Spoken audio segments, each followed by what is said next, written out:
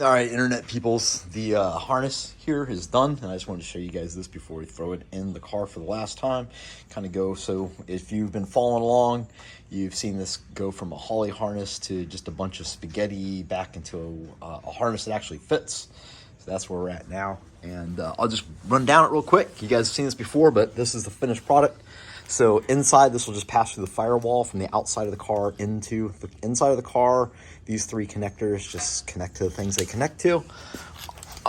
Can boy right here. Our relay, which will go on the outside of the car. This splits right here at the firewall. This will be our crank position sensor that goes underneath the car. This will go behind the manifold and just hang down where we got our injectors that'll plug in. We have our oil pressure guy right here that plugs in, and there is, yes, the wideband. We just went ahead and repinned that whole thing for the smaller guy, and yeah, and then this flies out. You can see this one that goes out our fender, which controls all the stuff that's hooked up through the chassis to the front of the engine and other things like our AC kick, coolant pressure, wheel speed, blah, blah, blah, blah. This will go down the driver's side, and we got our injector coils, our map sensor, and our coolant temperature sensor guy, and lastly our crank position sensor. Over on the other side, we got our coils and our fuel pressure sensor, and then everything else will be on a sub harness. So we have a sub harness for the transmission, and we have a sub harness for little things that can controls like flex fuel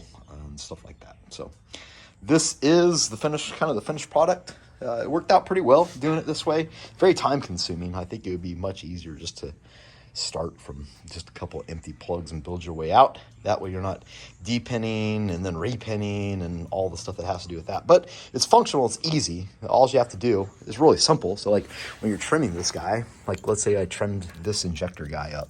Well, all you have to do once you get it pulled back,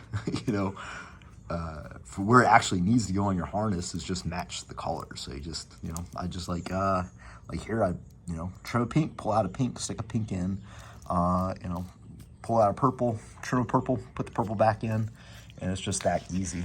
And then things like within adapters, you just hold the adapter up and see how it is wired. So this was our adapter to that, and then just match the two together. And yeah, super easy. Hope this helps some people out there that look to make their harness fit better. And we hopefully have the stuff, loom and trim and connectors and whatever to help you guys in this endeavor. And until next time, it's Mike with Monkey Fab, monkeyfabgarage.com, tuning out.